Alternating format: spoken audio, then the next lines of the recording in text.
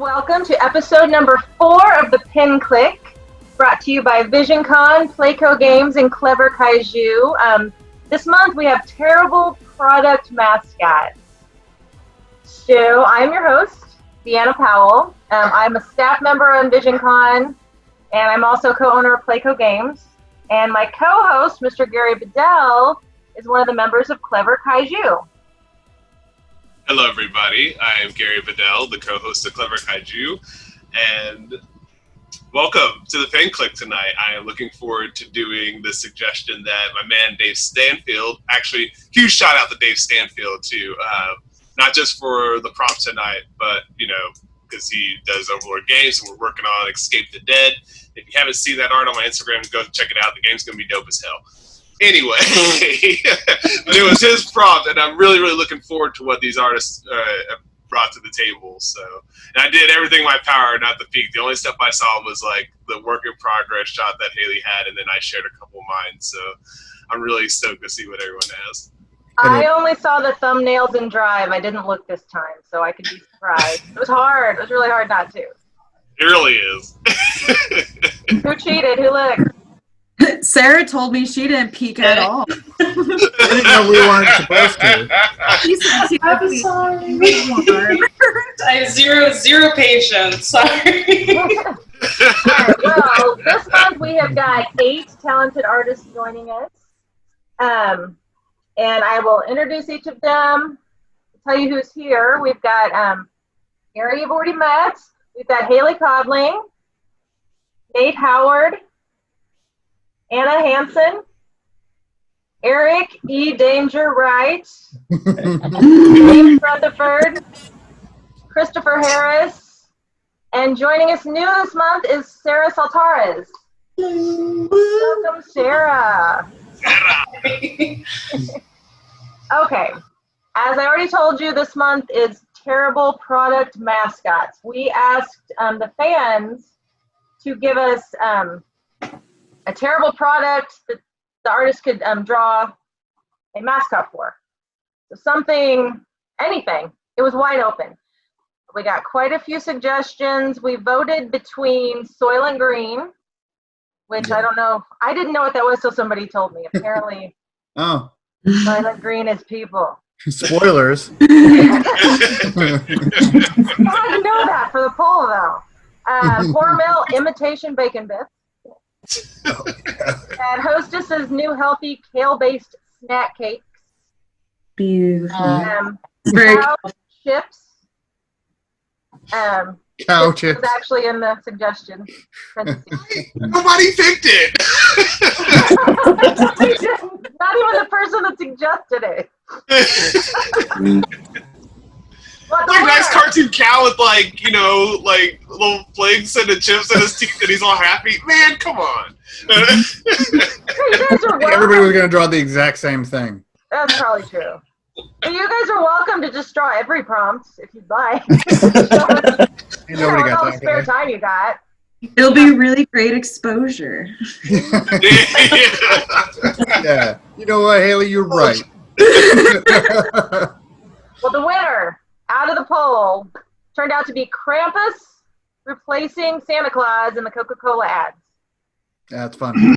Yeah, and I've got quite a few artists that enjoy drawing horror, I know for a fact, so I'm anxious to see how in-depth some of these get. This may not be a fun Christmas show. This may be a scary Halloween throwback. I'm good either way. Yeah. A nightmare. It just happened to have landed on something festive. I mean, it seems appropriate, so. True. I Oh, I lost my links. There they are. Good. We are going to start tonight with Adam McLaughlin. He could not be here. Adam couldn't be here tonight. Big shout out to Adam. Hey, Adam. See you next time, Adam.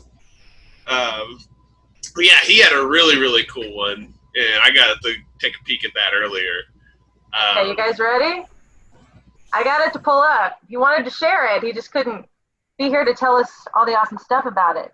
And no, don't stop the live stream. Share the screen, Deanna. The ultimate mic drop. Yeah. All right, Take this here we go. away. Here is Adam McLaughlin's Krampus in a Coca Cola ad. Ta-da! So good. God, it's just insane. I love his stuff. Like we were saying earlier, of course they didn't hear that, but I'm gonna repeat it. It's just so funny, like how much of a nice, reserved guy he is, and you just would he would like produce this, and it's just I think it's the best thing ever that It is shocking. brain could go there, and yeah, he does amazing character design. He has Santa strapped to him as a loincloth. Yes, he is wearing like an article of clothing, and with the polar bear staff, with the made from polar bears. Coca-Cola bear. Yeah, it's a Coca Cola bear, and it's on a stick, dude. On a stick. Just because we watched it recently, it made me think of Berserk, like that goat man from one of the Berserk comics. Yeah. You think like that, just that crazy ink work and like all those chains, just something an insane person would spend time on. I know, right? All those chain links. Yeah. All of that. Here, does this zoom in? Can you guys see it zoomed in? Yeah. Okay. So I mean, Coca-Cola fridge. That and he does this traditionally, and it's God. you were Oh right. gosh, those bells are nailed into his horns. Right. His details are just, maddening. Something a crazy person would only do traditionally. Is that fridge like? Okay, never mind. He's got it down on the ground. He's got his hand on the ground. Okay, so it's just mounted like a pauldron. Yeah. To his shoulder.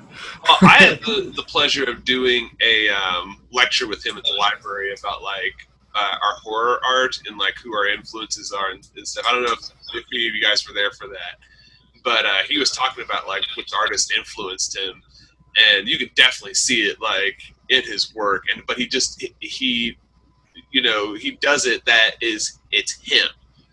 Nobody else looks like that. It's like it's weird how you can tell who people are inspired by, but like they do it in but they're inspired by so many other people that when it all comes together, it just belongs to them. It's theirs. Like Sarah, I remember talking to your dad about when he was doing Ghost Rider, and he was talking about using speed lines. And how he picked that up from like Katsuro Otomo's Akira books, and like he just loved the way he did motion, so he implemented that into a lot of his work. Him and I talk about Akira all the time, but but I just love how Adam does that, and he pays attention to like texture.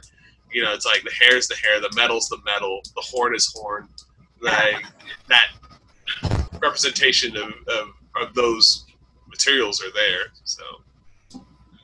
I think it's awesome. Yeah. I wonder how much of this he has planned out in the beginning, and how much of it he's like, you know what? No, I'm not gonna put a groin on him. I'm gonna mount Santa Claus to him.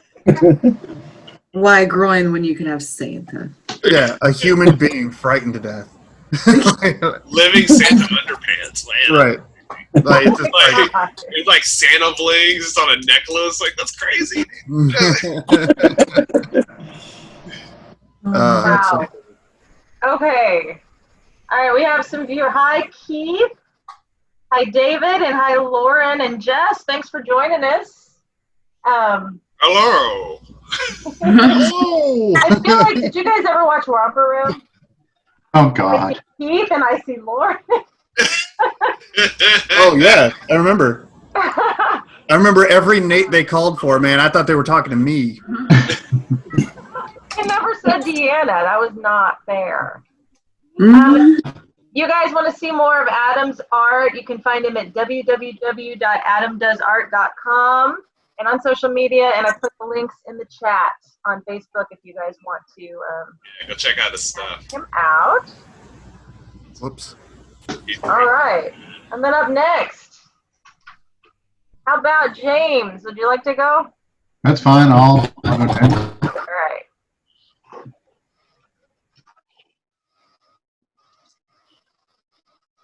He's been quiet. He's been the silent kung fu killer. Oh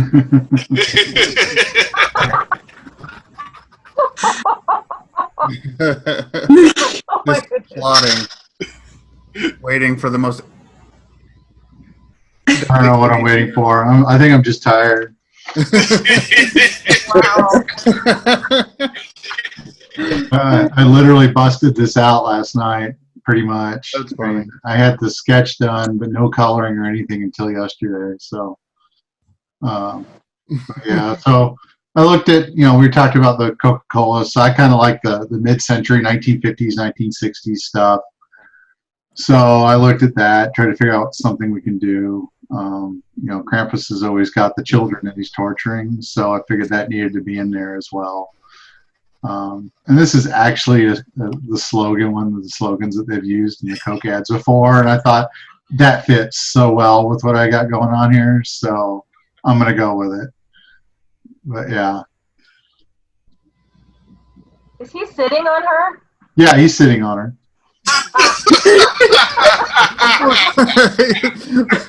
Well, he's got to do something to keep her. The pan to the face was really great. Oh wowee! Like It how you almost got looks him, like this has happened to her before. Like she's just telling him to get up. Like you're sitting on me. So yeah, I'm not used to drawing fur, so I'm not too happy with this area of his neck, but overall, it's not too bad for what it is. No, that's a great design, dude. Yeah. And the color usage is great too. Like keeping the reds and like everything vibrant in the center like that, and it kind of has like this nice little. Yeah, I figured, you always got the Santa with the red outfit, so I went with something similar. And his jacket and belt's actually a medieval winter coat from reference online. Yeah, I was gonna ask about that outfit if it was like a traditional style. Yeah, it's a 12th century. The same thing with the girl with the headpiece too. I can't not look at that and like just Help me! I was gonna do one where he's drinking his soda, but he opened it with the kid's teeth. I was gonna have like busted teeth and the kid smiling with his teeth missing, but I thought maybe that would be very inappropriate. That I'm just makes happy to help, I guess. Well, you see all the laughing, right? They would have been I had a woman torn in half as a puppet. I think you can get away with. So I figured, kid, the Krampus torturing the kid by taking a break and popping the Coke lid on their teeth. And the kid losing their teeth at the same time was a horrible thing. But yeah, the Coke bottles here, this is a carrying case from like the 1940s style. So the way you like your references and your research, I always dig that. Yeah. Every It's single the story. piece you've brought on this show so far, and I've been around you for years and years anyway. But like, for those that don't know, like this guy really does his research when it comes to his subjects, man, and it really shows. It's like the coolest thing. Okay, what about what type of brushes and stuff did you use for this, James? I know the line work looks like a pencil brush almost. The one is the stubby pencil brush in Photoshop. The other ones are a lot of those Adam Duff brushes in there. Yeah, for anyone that's interested, he's got a set that you can grab online for free. I just kind of chose one or two brushes and just started laying it on. I played around with some fur brushes, but cartoon design fur with fur brushes, yeah, it was a weird effect. So I just kind of went, cartoony style with that. Thanks to some of the other guys, when we were talking about, I think was it Adam that did his color painting thing for us that day? Oh, Chris Yarbrough. Yeah, Chris Yarbrough. Yeah. So Chris Yarbrough, we watched this. So I try to take that thing where you just start slopping in color playing around with different colors here and there. Yeah, I noticed that, man, for sure. You have a lot of tones and hues kind of thrown in that complement it well. So I just wanted to see, I wanted to get some more blues in, but I was like, okay, it's late. Let's just try to get done. Yours was the only other one that was in the folder when I dropped mine. So yours was the only other one that I peeked at. But I remember when I saw it, I loved the purple and his hair and tail. Like, I would have gone black, like just black fur to go with it. But it makes it so much better. Like, that's just good decision making. Your Coke bottle anatomy is on fleek. Yeah, The bottles are so good looking. Dude. I know, and you drew several of them. Well, actually, I drew one and copied and pasted it. Nice. Dude, nothing wrong with that, man. Why do more than one? Why draw the 6-pack since you're working digitally? Draw one. They're all the same. The one that he's holding is different. Yeah, but so, I mean, there you go. Other than that, yeah. Hey guys, in the comments, Keith says this gives new meaning to have a Coke and a smile. I think you might have typed that back when you were talking about knocking that kid's teeth out. Yeah. that was my first idea, but I just didn't think it would be appropriate. So maybe next time I'll go crazy. Yeah, I was gonna say there's always next Christmas, dude. You can't let that go away. In a year from now, we're all gonna pop off, and we're not gonna. All right. Let's see here. Oh. And again, I compliment you on that using the slogan and the logo. I was like, yeah. I'm looking at those old magazine ads from like the Giant Life books and stuff online because when I think about Christmas, I usually go that route. And you think about Coke, that's usually I don't think they started until the 40s, late 40s, early 50s, doing their Coke Santas. I could be wrong, but yeah, the artist did a self-portrait of himself as Santa, and that's kind of where that Santa took off from. So, when we talked about Krampus and Coke, that's straight where my brain went, was to those old 1940s. Same here, yeah. The fact that you even kept the color scheme similar. Yeah. Like your reds aren't too red. It's like they match what you would see like on those ads. Well, I did an overall some adjustment layers on the overall thing to try to tone it down so that they would all not be over bright or whatnot. Yeah, that's one thing that you were inspired by a very like older kind of vintage kind of ad, and you kept that art style. I'll explain with mine, but yeah, that I admire that. Yeah. So. Yeah. Lauren says James' historical accuracy is admirable. What she said. Right? Yeah, Brittany's joined us. Hi, Brittany. Thanks for joining us. Hi, Brittany. Let me see. Haley, how about you next? Oh, gosh. Okie dokie. Oh, you know what? One thing I keep forgetting to ask. Where's everybody coming from tonight? Like, James, are you here in Springfield? Yeah, I'm in Springfield. Okay, and I know Gary is. Hey, Haley? Yeah, I'm Springfield bound as well. Okay. Okie dokie. Did we lose Sarah there? I think we might have lost Sarah. Just video, I think. She's still in there.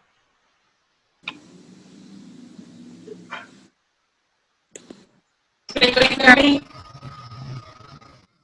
Can you hear me? Oh, are we gone? You're broken up a bit, but Yeah. They said that we're offline right now on Facebook. Are we? We've been dropped. Hold on. oh, it's back on, but it looks like it's somebody's iPad. Delayed, so I wouldn't be able to see. What I'm saying, we're on. Okay, we're back on. Yeah. Yeah. We're on an iPad face now. Thank you, by the way. Sorry, guys. Hello. Technical difficulties. We need a picture of like a smoking monkey at a TV camera, and it says, "Sorry." What's that little trumpet sound that do the like that? Just like, sorry. Be right back. need. All right. I'm going in again. All right.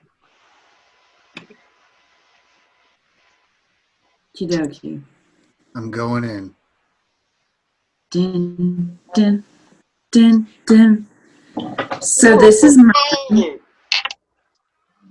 I went a little spooky. Yeah. That's what I feel cozy with. And doing my own little research on Krampus, I was learning how him and Santa are in cahoots, and Right. Santa's really the instigator in all of this, and how he leaves birch twigs for Krampus to come and find, and that's how he knows those are the bad kitties, and those are the ones he puts in his basket. So I was trying to kind of play on the fact that, like, Santa would leave Coke for the kids that were naughty instead, and have that play in. And then the give and take, say I, was like an actual quote on an ad, and I thought it was so creepy, and that kind of helped inspire. And then, God, just my own personal, like, pleasure zone of doing skulls and hands and spooky. The kid in the fireplace, I struggled a little bit with, just because I don't think I've ever drawn, like, a small child peeking out from a door in a fireplace, you know, but I had a blast with it. I definitely had moments where I was like, what in the hell am I doing? Like, what decisions am I making here? But I'm pretty stoked with how it turned out. It speaks to my spooky self. I feel like I translated that. Your Krampus is like the spirit, the opposite side, almost like the curse of Christmas. Like it's a very Ju-on thing. Like maybe like the ghost of Ju-on is like luring the child out with Coke, ready to spring a trap. Like it's just. I feel like it's about greed. It's almost like a greed thing too, in a way, because it has like this red sense of urgency. Right. For the soda, and that kid's like, oh, I need that. I mean, that's great. Yeah, But, I love that pop of red. Mm-hmm. Yeah, it was. I knew that with the amount of time I give myself, because it was also a matter of like, oh, I got 2 nights now. Okay, shoot. That worked well. Kept it in black and white and did that little bit of red because I knew I wouldn't have time for color, but it ended up working out. Yeah. Hey, it's good marketing. You're selling Coke here. Right. Yeah, that's the point. Drawing the eye where it needs to go. Mm-hmm. Where did you find that quote? Was it in an ad? Yeah, there's one. I'm sure, like, when we Googled, you know, like, Christmas Coke ads, we all saw kind of the same ones. Like, the kid is definitely kind of a reference from, like, the kid and the fireplace are part of an ad, you know, that I took and altered around a little bit. Right. This one, it was like was it like Santa takes the time to come give you all the gifts, so you might as well take some time for a Coke, I think was the idea for that. Oh. They used it on a few. Freaked me out. Yeah. No, yeah, it's spooky. Some of them were just weird. And I was like, this is perfect. They knew. I like the softness of it too. Like it's kind of a cool juxtaposition there. Like I was going to ask you, like, what kind of brush did you use? It was this round opacity to just put in, because it's just a little round paintbrush, and then the damp brush to blend. And this is in what program is this in? This is just Procreate. Okay. And I'm just only asking, you know, if someone's watching and they want to know what you were using.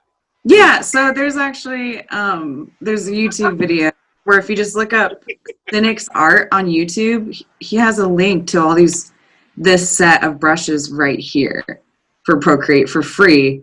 And so far, like, I've downloaded all these other ones, but this is one that I just keep coming back to. Like, that damp brush is just such a smoky, like, nice but still kind of textured, buttery blender. And, you know, round opacity is round opacity. But I tried to layer it, tried to make it look kind of painterly, because that's What I know. The kid's a little goofy, but They look so happy. Perfect. No, I know that it's actually very has a very Disney quality to the eyes. You know, like yeah. I feel sorry for that kid if he only knew. Lauren says ethereal. That's spooky and ethereal. That's a good word for it. Ethereal. Yeah. Dreamy. I love that spike of red in there and just how you use that. Mm-hmm. That's just really neat. The whole thing's great. I like that. Yeah, I tried. Jessica says she wants this as a Christmas card. That's a great idea. Next year, you guys, we should make Christmas cards out of these. Yeah. Yeah. I've done worse. Yeah. Thank you for letting me share. I love it. Thanks for drawing that. That's too funny. All right. Let me see. Eric, you're next. All right. I drew names early this time because I'm always like, who wants to go? I'll just write it down. Now, Eric, where are you coming from? I am located in the lovely Tulsa, Oklahoma. Okay. Let's see. There we go. So, when you guys told me you wanted me to do a classic Coke ad, I kind of thought that you were giving me an opportunity to pay homage to Norman Rockwell. So, Very well put. Yeah. pretty much just hijack one of his designs and do this with it. So, I don't know. There's not really a whole lot more depth to it. I like how he's not really scary. I mean, I'm sure he'd be startling to look at, but he's. He looks like he's scared. Like the voice like here now. I mean, like I can be friends with that guy. I can totally have a Coke with that guy. Yeah. What's more terrifying than a spooky goat man than just a small child? Right? He's interested in what he's saying. Yeah. God, this is impressive. Your hatch work is amazing. Yeah, always that pencil work, man. Jesus. So good. So I went ahead and looked up the one that I referenced just to show you guys if you want to see that. Sure, yeah. Let's see. So here's the Rockwell version. Norman Rockwell's a man. I love that guy so much. Everything he does is spot on. You nailed it. And yep, Rockwell's kid is creepy too. Yeah. Like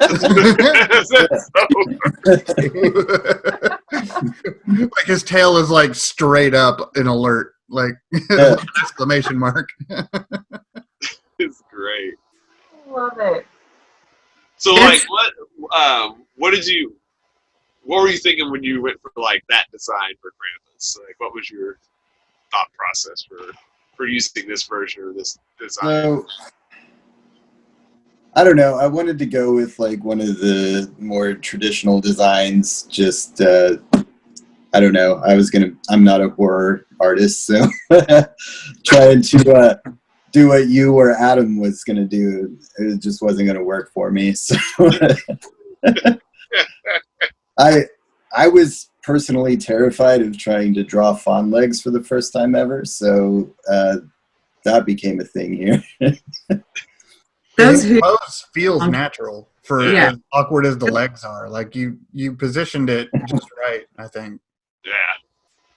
So, well, I mean, I went and studied some anatomy. It's like pretty much the same thing as our feet, except animals with hooves pretty much walk on what would be our toes. Mm. So their heel looks like more like their ankle. Yeah, exactly. Still took a lot of effort. Yeah. I really love that turkey in the fridge. I noticed that too. It inspires to draw a turkey. I thought it was an armadillo on its side at first. The front leg looks like a face to me at first.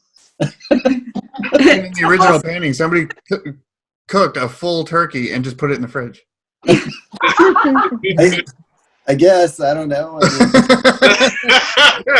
Hey, maybe it's not cooked yet. They're That's thawing what it. did I mean, you're right. Oh, It's, wow. it's not your fault, Eric. I'm just saying, like, exactly.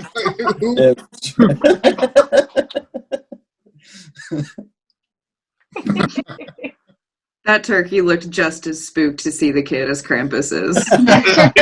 Turkey has an O face.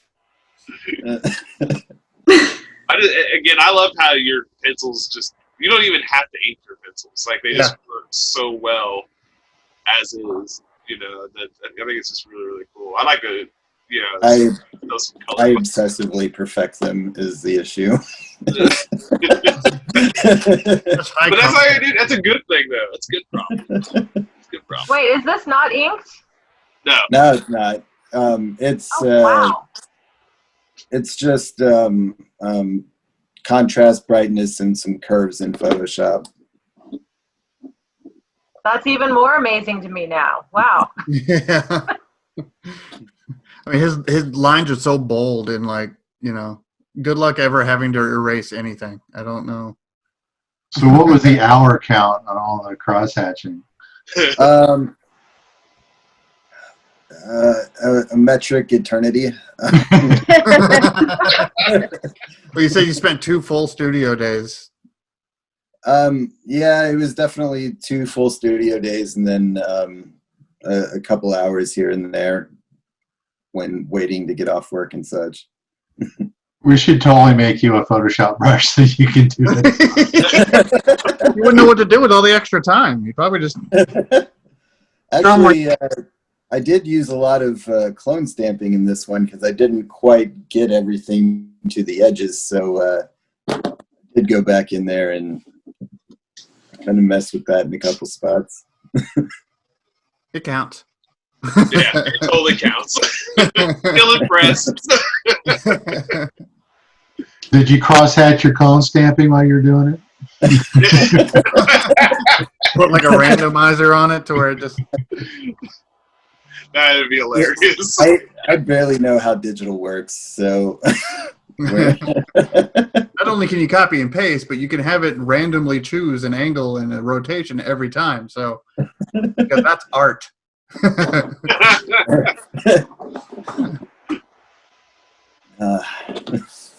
no, this is great stuff. I will research more on that later. All right. I think that's all I've got. Yeah, right on, man. Well done. Fucking impressive.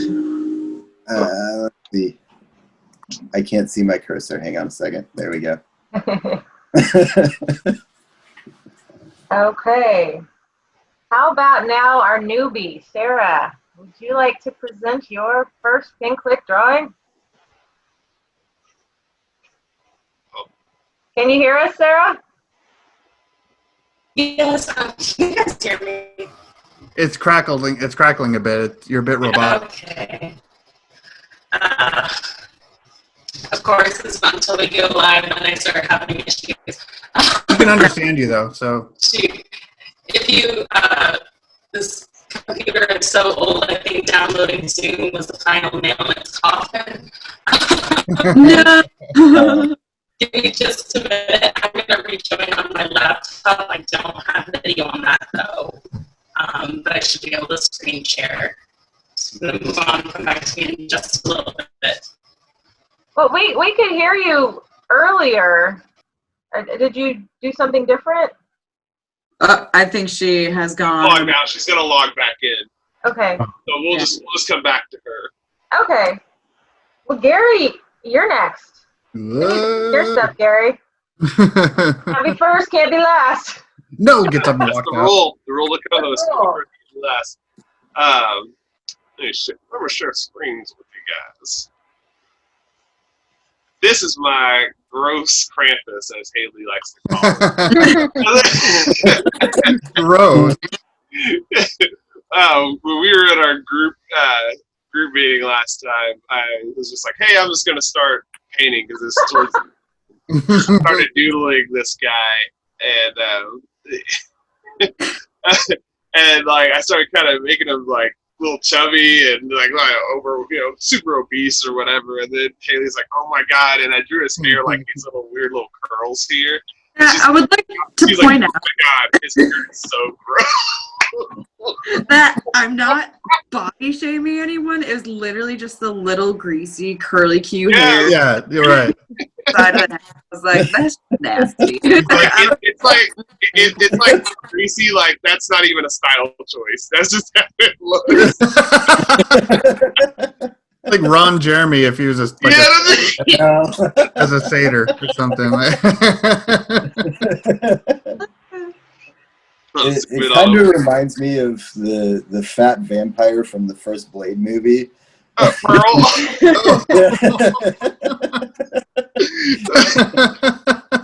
But I I'm actually thinking the ugly fat guy in the floaty chair from Dune. Oh. Yeah, I kind of took the same route that James did, just kind of making the ad using the logo. I kind of wanted it to make it just because you never see a Krampus that's like a bigger Krampus. So I was like, man, I want to do one and kind of put like some little gross hairs on him and stuff. But I originally was going to do like a pig nose, like an upturned nose. Like they saw my early design when I was drawing it in the group. He had cut more of a pig like looking nose, and I was like, no. I was like, he needs like a goat nose that is set like a human nose, but it has goat features instead. And I really liked the way that it came out better. And then I tried to give him kind of like goat teeth a little bit, some random little spikies in there. And I actually kind of took that from watching It. Like the character designer, he was talking about how that was one of the things that kind of made Pennywise look harmless because he has that exaggerated clown look and like the big buck teeth are part of it.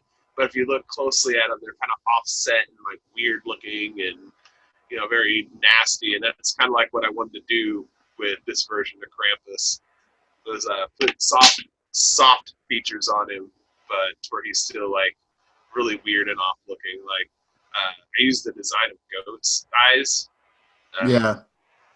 There, and then the horns, I just kind of came up with the design on my own, just with like an interesting shape or whatnot. I kind of like that claw look. Oh yeah, that little sub horn. Yeah. Yeah, I love the like the eyes and the nose, just like how absolutely black those are. Yeah. Just those sharp little details in the center of their face make you really zoom in on it and see all his nasty. Your Coca Cola edging, like it looks embossed in glass. Like everybody's bottle work is impressive. Thank you, sir. Like that's them bottles though. Right? I know that's. What does it say under the Coca Cola in red? Oh, that's just my Instagram. Oh, that's just my Instagram. Don't worry. It's a black letter. I can't read that. Well, it was funny. I was like, man, I don't want to put my signature on there because it's a bright orange box. And then I was like, I'll just put my Instagram at the bottom. It kind of looks like it's part of the ad. Whatever, But, is it a recording patent that's written underneath the Coca Cola? Like, did you actually capture the patent? No, that's just like my. You're talking about this here? Yeah. This is pulled from I'm sorry. This is pulled from an actual old Coke ad. Okay.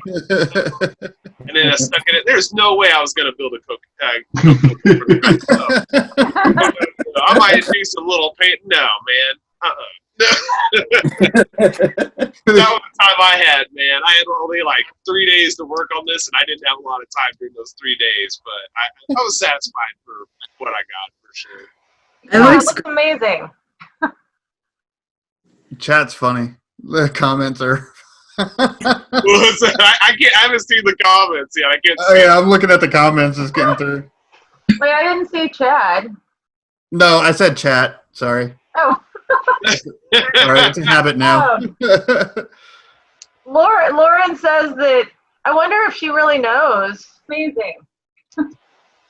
Because she was there while you were drawing it. Brittany said it's almost like I can smell his skin. What'd she say? I didn't see Chad.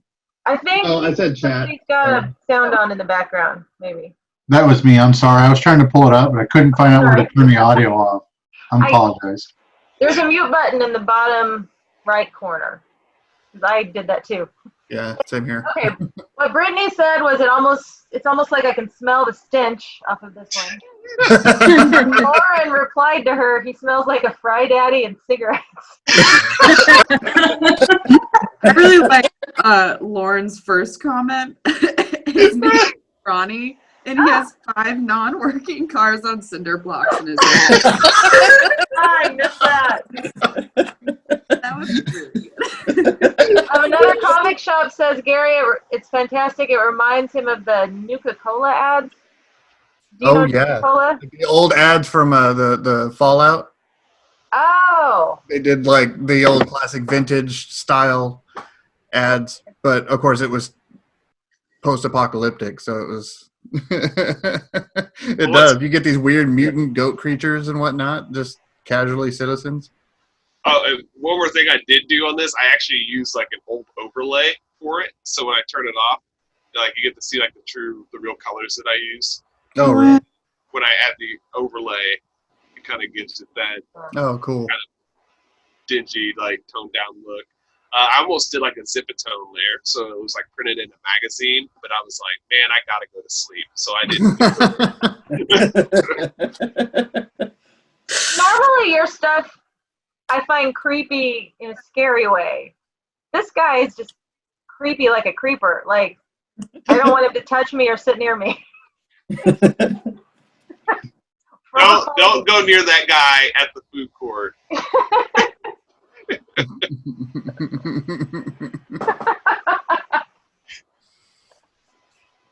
Oh my gosh! But that's all she wrote on my end, guys. Thanks for checking it out. That's great. I love him. I know I said he was gross, but I love him. Like Uncle Frank, you know. Oh my god! Now I was gonna be comparing this Krampus to like someone's uncle or Everybody can identify with him. Like, I love how like people brought up like what he smelled like. Right. That's what cracked me. No, he's harmless. He's just get through it. Smelly and greasy and happy to bring you a Coke. Right. All right, y'all quit making fun of my Krampus.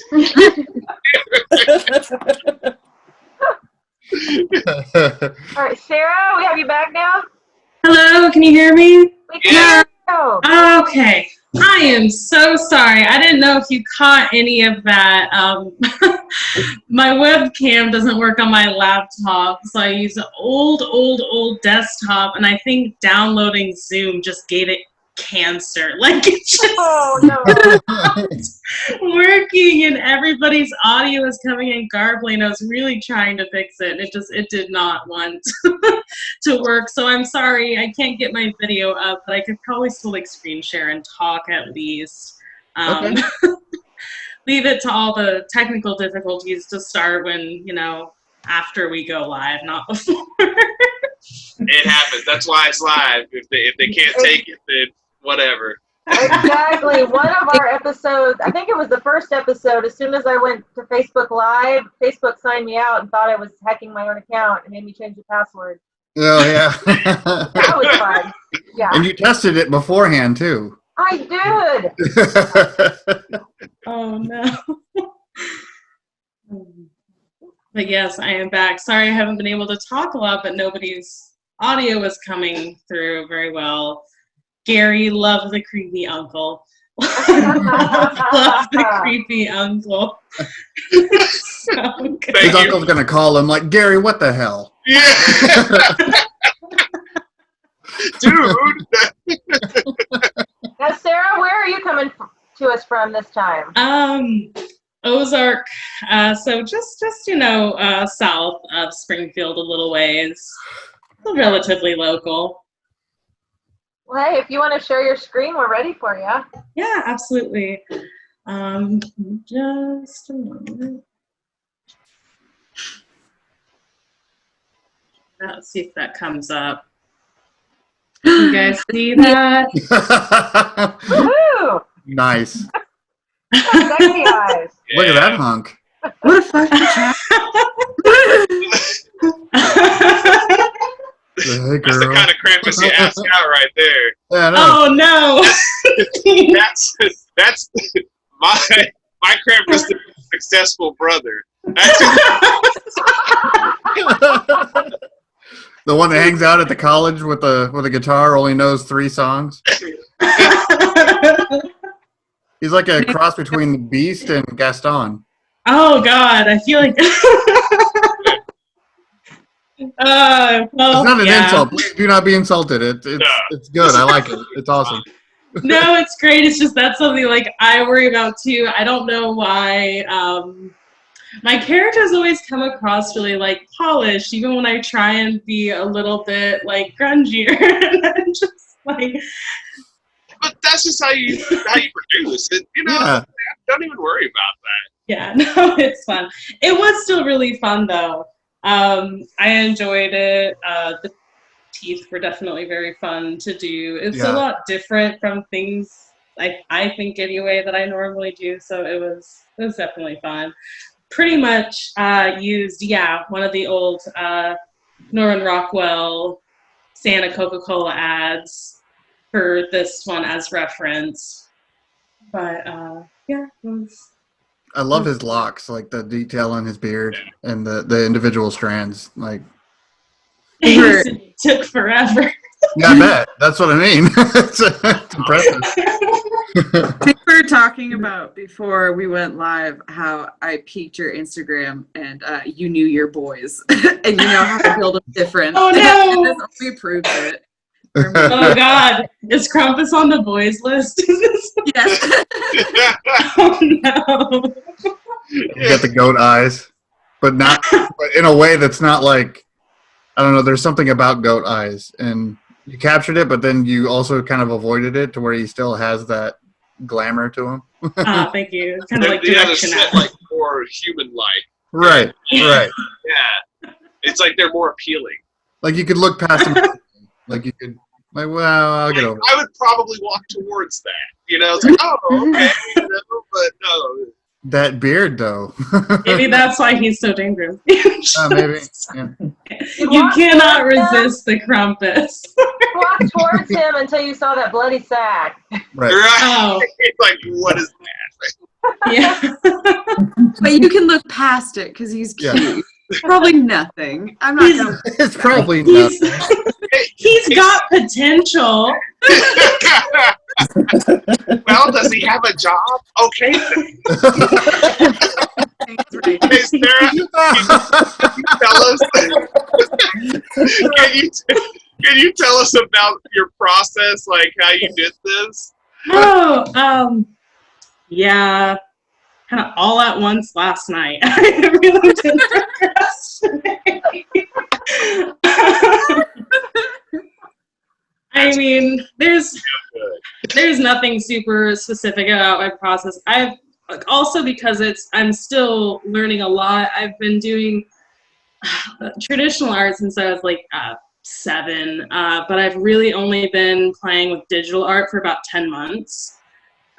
So I don't exactly have a perfect process down yet. I just honestly kind of wing it most of the time. Sometimes that's just how it is. And you're just in that.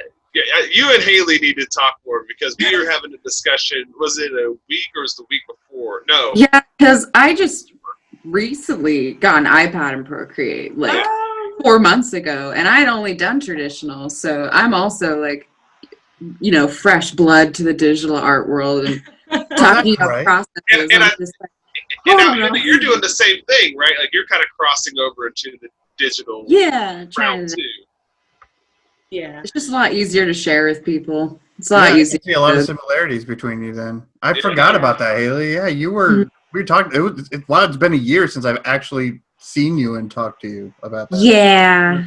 You have that big book with you all the time. That's big you're ass. transitioning very well.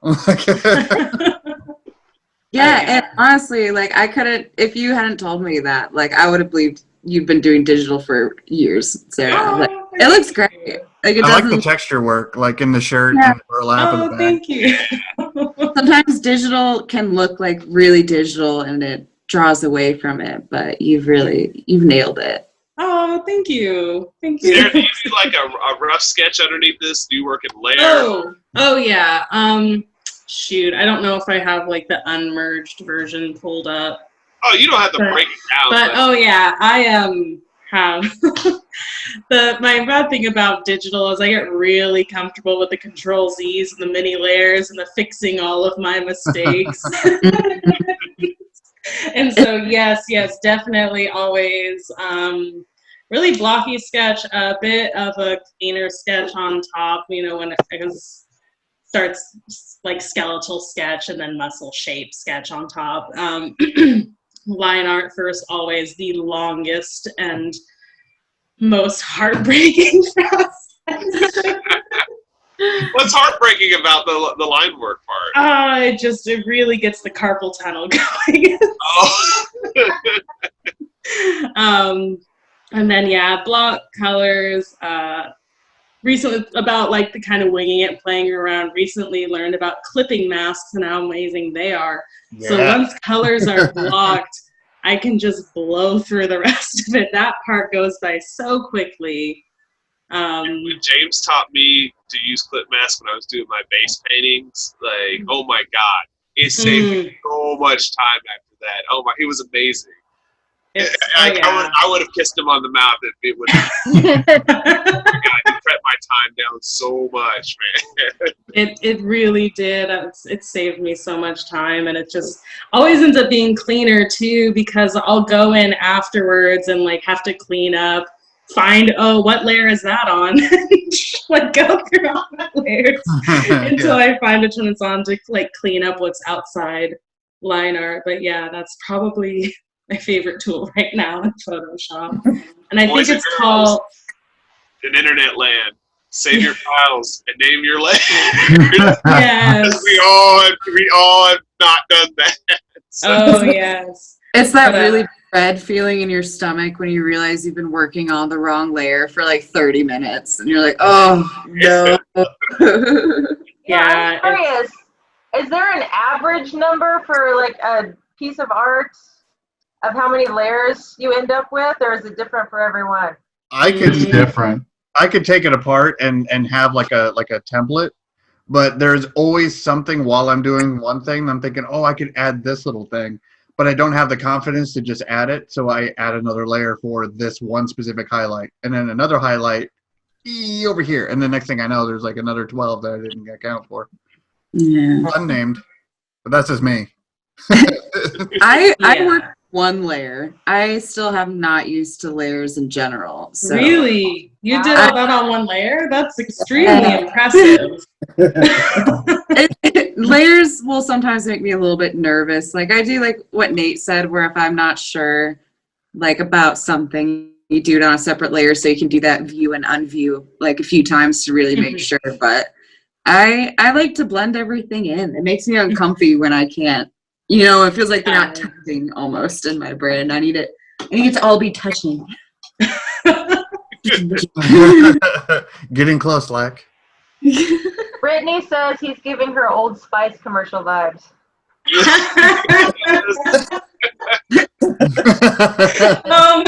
That's a good point. Yeah.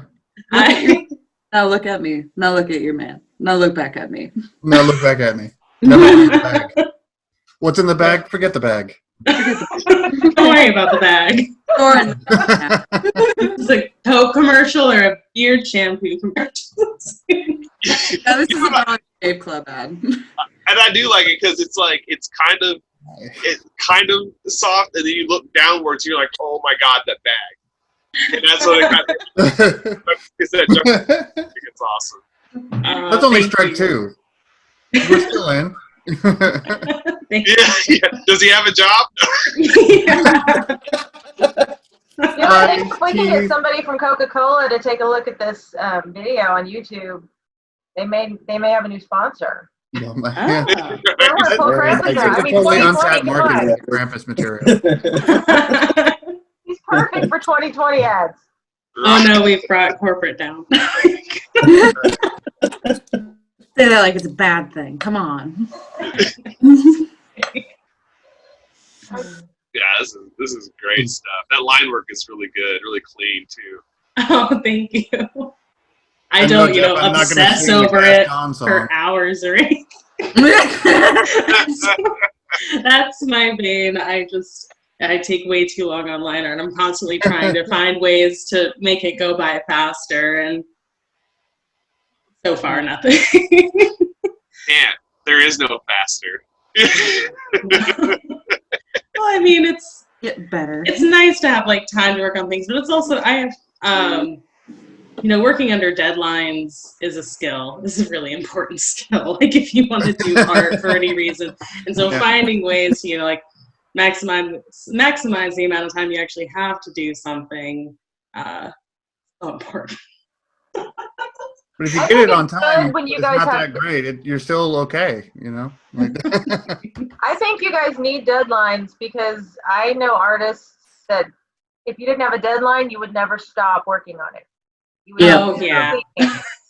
Yeah. the problem isn't starting. Once we have it in our head, we have to get it done, but then we won't stop picking at it until... Until we get kill out of my it. life, please, so I can move on. Yeah, I love that.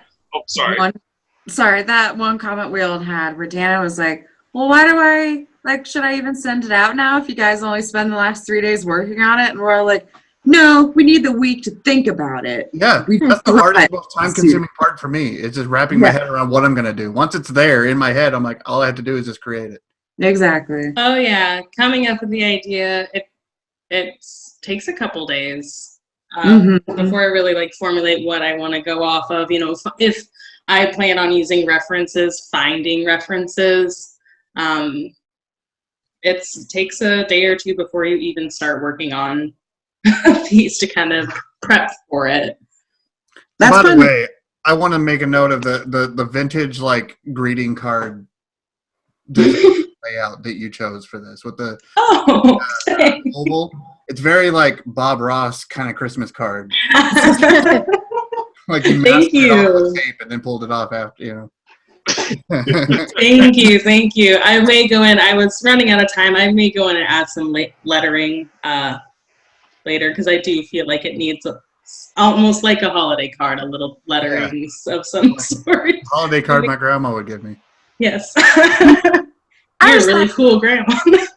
Well, I mean, just the oval. She loved oval shapes. Apparently, I don't. Love it. Awesome, Sarah. Great job on your first. I can't wait to see more. Oh, thank you. Thank you. You must come back for verses. Yeah, once you're in the pin click, we don't let you leave. Yeah. There's only one way out. You know that you're gonna have to go back and redo all the other prompts, though. Oh no! And we'll do a full episode on just you. Is that Oh my god! Surprise!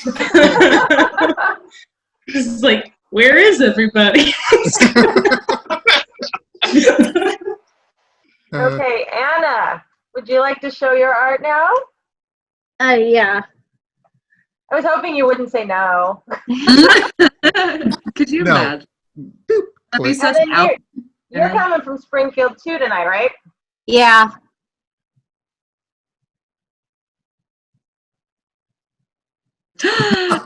Awesome. Awesome. So cute. I love it, Tom. Yeah. I know exactly what you're referencing, and you totally made it yours. I like that a lot. That's pretty wicked. That's great. That's well done. I like that a lot. Thanks. As soon as it popped up, I know that's ancient. It makes me think of old Betty Boop. Flash little cartoons. almost.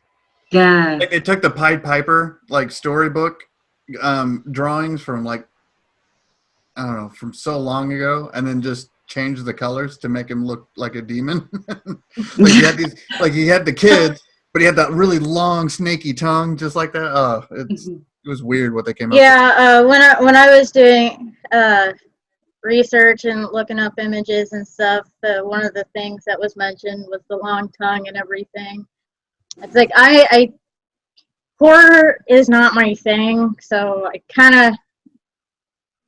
I still wanted to make them creepy, so I kind of went a different direction with it, you know. Yeah. So, and yeah, I also looked up like some old Santa Coke ads and everything, and one of the phrases that came up was the pause that refreshes, and I thought that would actually fit nicely with the image that I did. This is actually digital.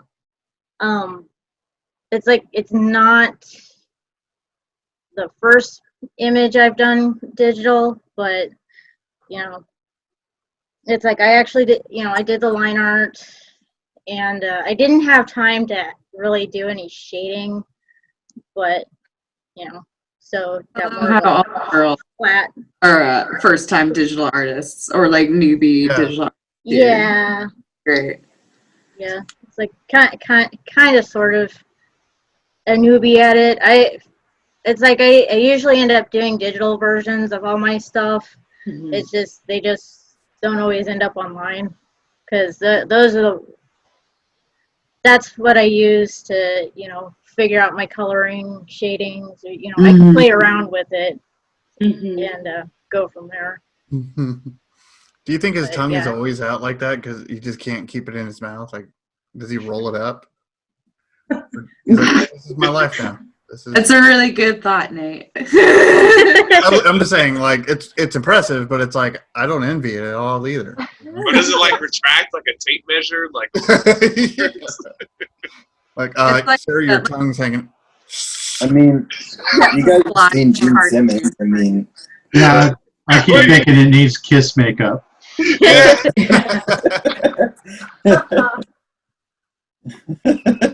I also like that you used that Coke logo, because that's a logo that you don't see a lot, and I don't think any of us have used yet tonight, not so far. That's really, I saw that, I was like, oh, she used that version of that logo. That's really, really interesting. So I like that. And you match the fonts and everything. I think it's great. Yeah, I love the, I love how he's just like, almost just like this, like shitty, like, yeah, what you gonna do, bud? And I would have loved to have seen you like add like the cell shading to that too. Right. Yeah, I'm probably gonna go back and finish it.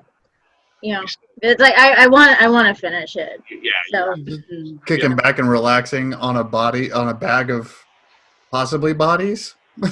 Like, or yeah, I'll probably if I go back, I'll tweak some stuff, and you know, there was actually more I wanted to add. I may or may not add the other stuff, but I'll probably go back and at least, you know, do the shading and stuff like that. See, from the marketing standpoint, looking at it, it looks like he's this horrible, evil monster, but even a Coke, he can pause and refresh himself with a Coke and have a moment of happiness. Excellent go back to what he was marketing. doing. You know, it's crazy. It's not even crazy. I could just see, like, well, you don't want to get sued by Coke, so you might have to take that part out. But I could just see, like, just that image of him on that bag, like, on a centered piece on a T-shirt or something like that. Yeah, or like a window stick, like a window cleaner, Yeah. like window vinyl. It's very, very marketable. Yeah. Very marketable. Now, Lauren says she's very Joan Jett meets Joan Collins. Yeah. Yeah. Yep. Awesome. That's great, Anna. Yeah, very well done. Very. I think you guys who are all working on digital, getting into the digital realm, you guys should all talk to each other. you can come, come to the group, but we'll talk about it right now. No, it's just us. Girls only. No boys invited. Right. That's fair. All right. Next up, how about Christopher? Are you ready? Yes, I am ready. Sorry. That's all right. Where are you coming from tonight? I am from Kansas City. Okay. Quaint little city up here in Kansas. Christopher, what's your dog's name? Dobby. The Dobby. house elf. He almost seemed like he sighed before he said it. We're big Potterheads in this house, so. Yeah. I just saw him pop up on the screen earlier and made my heart skip a little bit. Bear with me. I just bought a new drawing tablet, and I'm getting used to it, so. Awesome. Oh my goodness. Oh, wait, hold on. This isn't I was gonna it. say that's not We had to do an image, and you did an entire story. Yeah, my right. bad. Wow, way to make us all look terrible. It still wasn't even- I officially feel lazy now. Good night, folks. Yeah. All right. So unfortunately, the idea I have is one of those ideas that just kind of like eats away at your brain, and I really want to work on it longer, but I just did not have time to. So I just did. This is kind of like I work in a lot of I do mostly traditional art, but I typically start with like a rough sketch, and then I do like a loose pencils, and then I do like a tight pencils, and then I transfer it all, and then I ink it. So this is like the loose pencils, like just kind of right after my initial idea. Mm-hmm. So I envisioned, like I said, I'm gonna try to keep all my drawings in the same theme. So I wanted like a cyberpunk kind of Scandinavian looking ad that would be like, if you're at like some kind of bar, like it could easily be for like some kind of band or for like just a weird advert. Like if this cyberpunk creature existed, it was like mawing children. And so I wanted to keep the costume fairly similar, fairly like to its roots. And so you can kind of see I'm starting to put like small strokes and little bits of detail to kind of build it up. And I wanted to have like this kind of like a more demonic face, and I'm going to have like a big tongue coming out of it. You can see I kind of started drawing it a bit, and then I just stopped. But I wanted to have a kind of an Asian feel, like, a lot of Yeah, I do get a samurai feel from the head, almost like the samurai helmet. And I'm going to have these like big chains coming in from the foreground, pulling into the background. And you can kind of see I started drawing the children. I'm going to have them all be murdered like very violently. And so like I have like in the back, like a little kid and his head's been sliced off. And I'm going to have just weird, I don't know, just other odd. Oh, sorry. Can you hear every time I do that? Yeah. It's like a cyberpunk like Christmas condom ad. That's And so I just wanted to have like, you can even see like in the background of like the kids in his backpack, and they're trying to escape, but all the chains are going to be like going through all of them, and it's just going to be too small. It's going to be. Sorry, I wasn't joking. Brand new pen, it's messing me up. Hit Control 0. It's like an actual, like you draw on it. Like I'm looking at it on the screen. Okay. I think I just blew it up. Do you plan on are you gonna finish that out? I am. I'm gonna finish this just for. I don't do a lot of art just for myself, but I like this idea, so I think I just blew up Photoshop. So we'll just convert over to this. He kind of has that. It looks like a. Maybe I'm just looking at it wrong, but it looks like a post-apocalyptic or like cyberpunk fisher trapper. Yeah, I wanted to like have this kind of like industrial feel where it'd be like a working class kind of antagonist. And so you can see more of the kids, and like I really wanted to help push the scale of it. So I try to make like the chains from the background pushing into the foreground to create a little bit more depth. And I'll add all kinds of fun details in drawing it. So the advert part is for Coca Cola. I'm gonna have like old kind of oil canisters strapped around them, and like have like bottles hanging off of them. And I think in his left hand he'll probably be holding a Coke bottle. And I don't really see the marketing message behind it, but I think it'd be a good advert. Coca-Cola, like, deal with it. Yeah, like this dude's drinking Coke to slay your children. So that's really it. I'm gonna do better pencils and go from there. I love those kids in the background. Like, yeah. Low key, high key. I think that's my favorite thing I've seen so far. It's just the kids kidding. I was gonna say, could you zoom in on the kids in the background? So I learned a trick with drawing kids is just make their head bigger than you think it should be.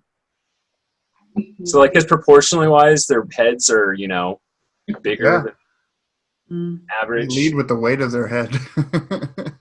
So they're going to be surprised by what's going on, and I don't know if they'll all be naked, but I'll probably put like traditional, like, well, I guess it'd have to be like futuristic clothes on them, but yeah. Oh, dude, I almost think you should stick with like the traditional Norman Rockwell style old world. Just all the pockets and the vest he's wearing. It looks like he's, he was just noodling, or like he just got off the lake.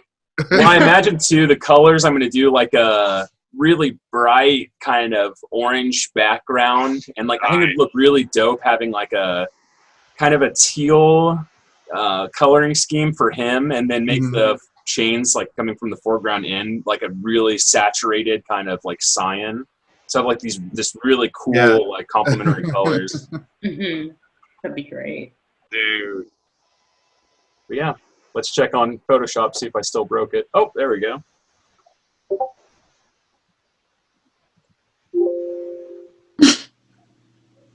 But that's it. Oh, the other thing is just I'm working on a short story for a book that my buddies make. We can get a little teaser of it.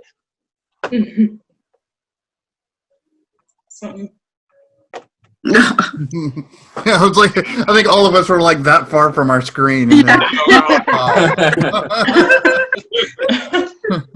there was so much in that already. Yeah. Still working on it. That blows me. Yeah, that's cool. I can't wait to see it finish. That's gonna be so It'll be cool. I like it so far. It looks so cool. And it's like it's hard. So I draw on really big paper. So hold on, let me see. I was gonna ask you how big that was. So, that's really big. wow. And I'm 6'4" for reference. No way. This is like, I think it's 14 by 18, 13 by 18. I can't remember, but this paper, if you guys need a recommendation, I bought it from like a art paper store. It's like almost cotton, and it has like this really like textured surface to it. It's a little pricey. It's the best damn paper I've ever put a pencil on, though. It's made by Strathmore. It's their 500 series paper. Yeah. I think 15 sheets was like 20-ish bucks, maybe. So it's not outrageous, but it's only comes with 10 sheets, so it's adds up pretty quick. Okay. I got lost in the discussion for a second. I was like, we're going to talk about paper. Nerding out about paper is a rabbit hole of its own. Oh yeah, don't get me started on art supplies. Oh no. So, especially, I can't use any other comic board except Blue Line Pro. I just can't. It's so hard. That's one of the better ones. Yeah, it's so hard to use the other stuff. Like I like that, and I like manga paper too because it's very smooth and it like holds lead really well. But like, I can't do anything except Blue Line Pro. Blue Line Pro is just, it is king of comic boards, man. It's like the perfect art board for comics. Do you get the one that has like indicators on the margins and stuff on it too? Yeah. It's invaluable. It saves so much time. Yeah, it's like, Let's see. yeah. It's like, oh my god. Nerds. Sorry, nerd alert. And you guys can see all of this art equipment they're talking about if you come see them at Visioncon. That's true. Yes. Hey. Yes. Touch our paper. Wait, don't touch the paper. Don't Feel look that on at your face. Yeah, you might hear me say, please don't touch that, actually. Please refrain from touching it. I'm the guy that's like, look, it's got a soft feel laminate on my book, and I've got people rubbing my book on their face. Like, it feels like a dolphin.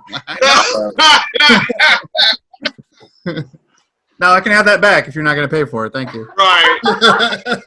Oh, that's good COVID practices there. Yeah. Well, now they have to keep it, so, you know. Like, no.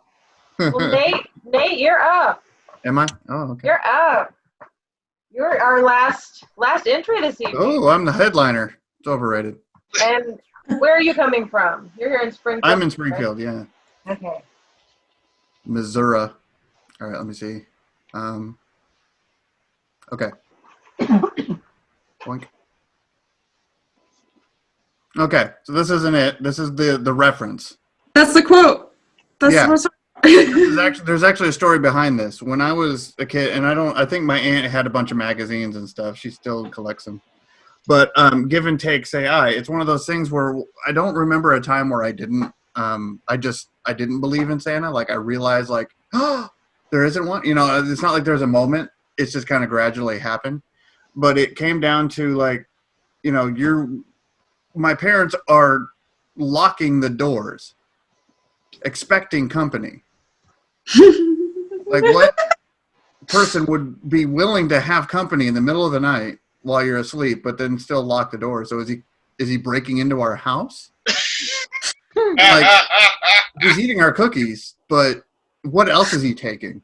And so when I saw this ad, it just kind of clicked. Like, what else is he eating? What else is he, you know? So I was making Count of My Ninja Turtles, you know. So give and take, say I. It was one of those things I couldn't really make sense of it back then. But, like, he gives something, he takes something. Like, what did you take? You know. So this was the ad that stuck with me whenever this prompt came up. So when that was the one that I wanted to recreate when I did mine. Oh.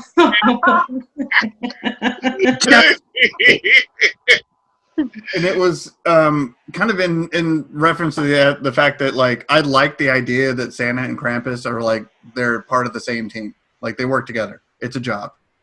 So for him to just kind of, like, just show up, he's got this respectful suit. He's got to do he shows up, he does his thing. But, you know, like, he's still Krampus. So, you know, he's got to, I don't know, he's just taking advantage of somebody's Coke and their child's arm. I don't know. Taking a break for a snack and you hear something.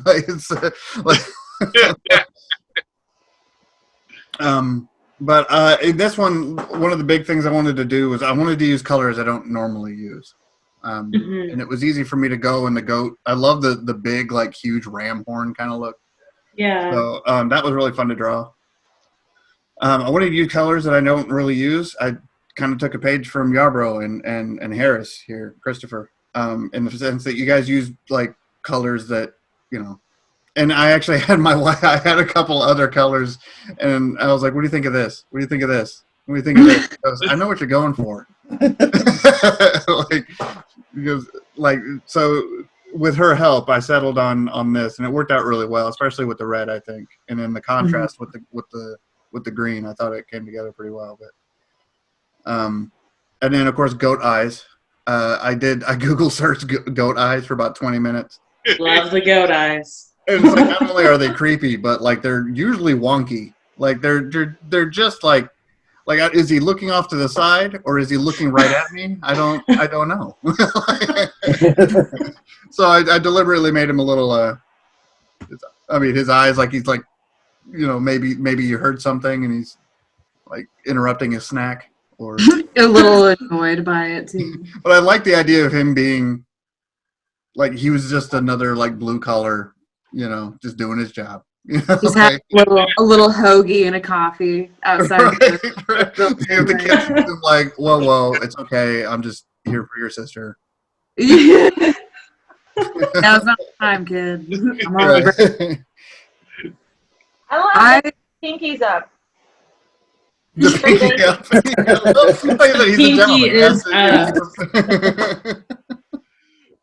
Yeah. And I then, don't know. Does anyone else feel like it's got kind of a Grinch vibe to him? Oh, Yeah, that's dude, exactly it. a little that's bit. awesome. That's the other side of it. Yeah, was It looks like you were watching maybe the Chuck Jones version of the Grinch while working on him. And I maybe- wasn't, but when it was done, whenever I got the colors in, it definitely, yeah, I totally was like, yeah, this is a Grinch kind of. Because here's the thing, like if you look, you know, a lot of you captured the vintage painted look, like the you know that the saturated colors and the painted look and everything, you know. And it's not to say that I couldn't do that. I just knew that like it would take me forever. Like I would be learning. yeah. And that would take too long. So I just stuck to with what I knew, and what I know or what I'm familiar with is like what you might see in like animation or something, you know, with a little extra here and there because I don't have to worry about animating it. So naturally, it even felt like a Grinch kind of. So even, you know, like in that moment when Cindy Lou Who sees the Grinch, you know, and he's just like. And he's just, you know, he's not evil. I mean, yeah, he is. He's just upset. He's mad, but he's, you know, he's just there to do a job and leave. And that's kind of He didn't choose to be born to be Krampus. right. He's gotta go with it. He's equal parts of the system that, you know, is built not in his favor. Like The system, not the man. Come on. You didn't choose the Krampus life. The Krampus life says, you know. I love that deer in the background. It was just like the entire thing. Okay, so here's a fun fact. I actually stole that mantle from a Potbelly Mammoth comic that I did. Right. It's in volume 2. No, it's in volume 1. No, it's in volume 1. It's in the book. Where can they get volume 1, Dave? On the website at potbellymammoth.com. There you go. At least until cons start up, and then you can see me in person. So But you, yeah, you I think in just like made issue this 1. real. You've just made it real. You just told us what living room he is in. It actually exists in your comic. Yeah, it's actually that's the cabin in my parents' cabin in the story. And I lied. It's in volume 2 on Patreon at potbellymammoth.com. Patreon. I'm sorry. I'm my content's all mixed up in my head.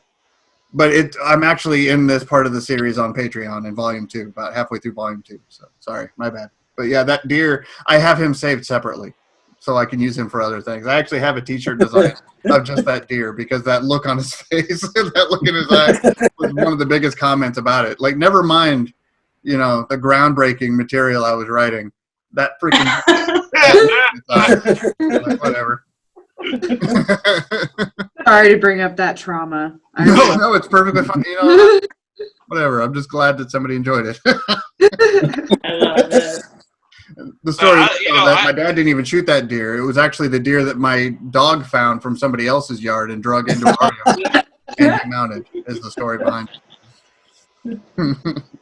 I do like that you took the risk and like played with colors that you never played with before, and you were doing it in an animation style, like producing like an animator using a technique that painters would use, and that's really cool. How like you took that and then you interpreted it into how like an animator would go about using those colors and applying those colors. If that makes any sense. It does. I appreciate that.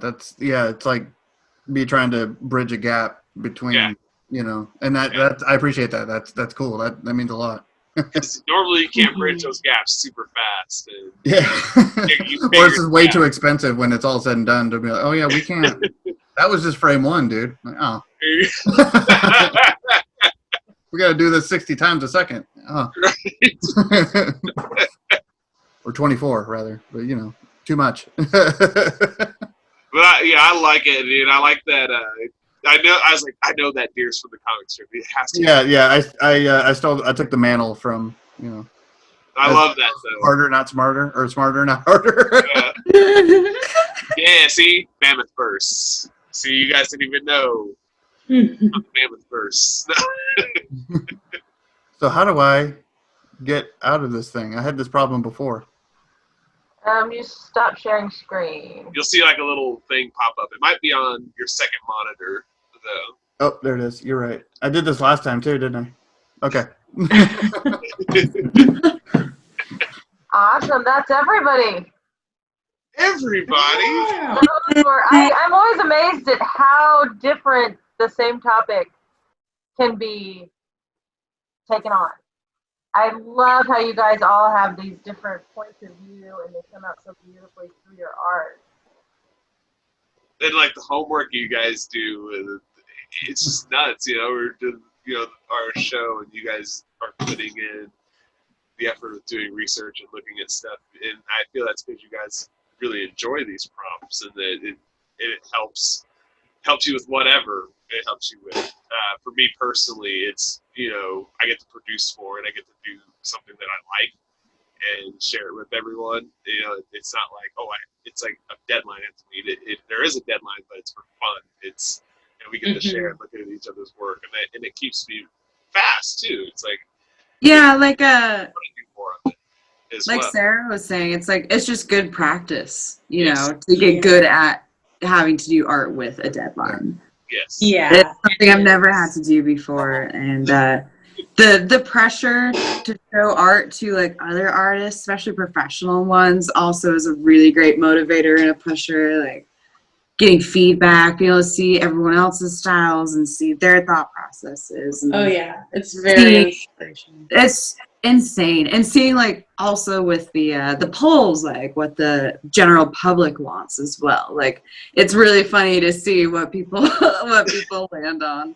That people are terrible in the best way, and I love it. I'm here for it. I think this process has been really interesting in the sense that it kind of gives a more open view of the process on our side of the table whenever people request things of us. In the sense that, first of all, they should feel better that their requests are not as weird as they think they are. They're almost ashamed to be like, I know it's weird, but it's important. Like, what do you think? And it's like, well, look, this is not the weirdest thing I've ever drawn. Because some things I don't draw like until I get home. Like they get so weird. But like you get an idea of like some of the processes of like how we think and why certain things. I mean, not just a time frame or like why we ask the questions that we ask whenever we get commissions, and it's not, and we don't judge you at all. Like, or we don't really like, oh, interesting. Have I ever done this before? Absolutely not. Most of the work I do on a daily basis for clients, chances are I have never done anything like what they asked me. I just have the skill set to I know I can, I just haven't before. Right. So this process and watching these videos hopefully kind of gives you some insight on like, we don't know, we just know we don't know. I mean, I can't say we don't know what we're doing. We make it up with what we do know. And each of us have a completely different approach. And it's still like in the end, when the dust settles, everything still comes out well, like it's okay to not really know where to start. You just, I mean, it's also really nice. I mean, especially with like COVID going on, you don't get to go out as much as and see people. So that's really nice. But, like you always think you're the only person in the world with the problem that you have. And you like, how could I possibly solve this? Because it's only my problem. And then come to see, everyone else and their mother has that same problem. You're no different. And it's nice to see how people work through that. So. I mean, it sounds a little sad, but I know exactly what you mean. That's yeah. Yeah. How has we'll do this as a round table here, and I'll start with Sarah. No, you know what? No, I'm gonna start with Sarah, and then I'm gonna go with Harris. How has art and doing art helped you through the pandemic this year? Oh my Lord, so much. Because this was also the year that I started playing with digital art anyway. It was almost perfectly pre-pandemic. It was in like February, and then the world ended in March. So I had like a month of it, and I had to be like immediately in quarantine for like 3 weeks, and I was like, well, I guess I'm gonna get kind of good at this. And it's definitely helped with like any time I've had to be on quarantine or lockdown or anything over this past year. And it's so terrible, but there are parts about this year that are like an introvert's dream. Oh my God. I know exactly how you feel. I know, like whenever I got told, because I was actually visiting my brother in Colorado, like when the lockdown happened, when the national lockdown happened. And so when I came back, and so I had to quarantine for like 3 weeks.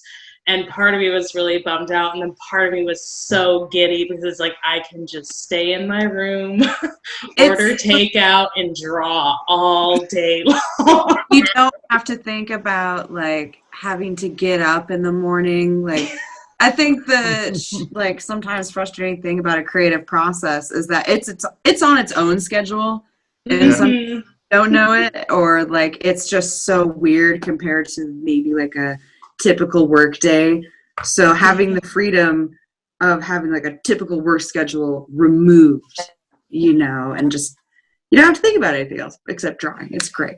Oh, absolutely. Because there will be times where I like get the bug, as I call it, and I have an idea and I want to start working on it so bad, but I have work for the next couple of days or school for the next couple of days, and then by the time I actually get home and sit down, I'm tired and I don't really want to draw anymore. I had sticky notes. So it's part of the pain as being an art, as art being like your hobby and not your career, because I really am just like a hobby artist. It's not something I'm necessarily pursuing as a career. I do have a couple of like books, potential graphic novels in my mind, but they're nowhere near being put on paper yet, and it's something I'd like to eventually do, but as of right now, I call myself a hobbyist. I'm just a hobby artist.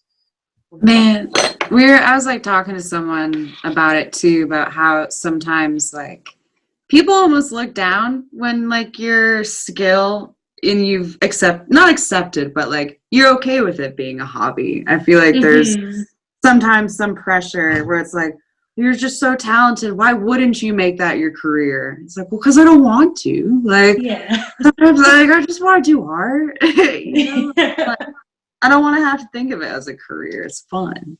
Yeah, and that's my thing. I'm so, like, I enjoy this because it is forcing me to kind of work with a deadline, and that is probably one of my biggest issues.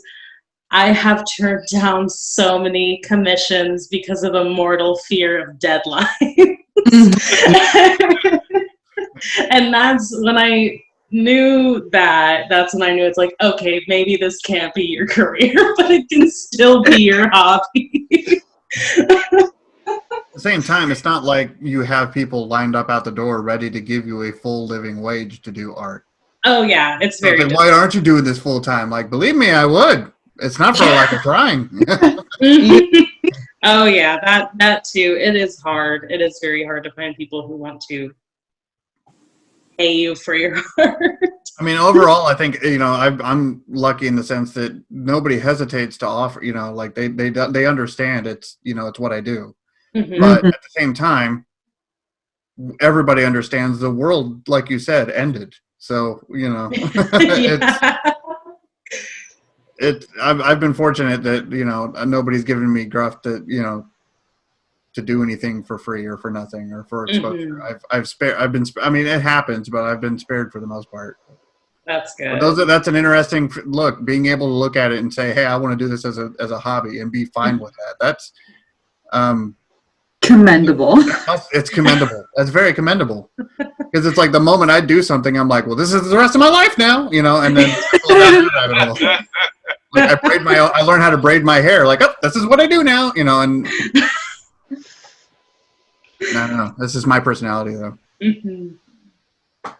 You can be whatever you want to be when you grow up. As it kind of killed hobbies, I think. So I love it. hobbies. I see. I'm the one that will say we'll go to Harris's response here, but I think it's always healthy to have a balance between the two. If you want it as a career, it's like it is kind of weird when your hobby and your job are kind of the same, or they live in the same neighborhood. So I always try to keep it to where I do my contract work and I will work as like a creative director or something, or work as a designer somewhere, because one just fuels the other one, and I feel like they both make me better as an artist. But it's just something like if you want to do it professionally, I mean, just get out there, just establish yourself, start small, don't feel bad about doing small stuff, and then working it. That's just what it is. You got to start somewhere, but don't let someone take you to the cleaners either. Know your value, know your worth. And don't burn candles at both ends. Like, don't feel obligated to juggle everything at once. Like, if you're feeling burnout, like, it never ends well. Like, step aside from something. If you. That's why we didn't finish college. Again, it wasn't for a lack of trying. It was just, $16,000 worth of trying. It's okay. What about you, Harris, man? How's art helped you through the pandemic?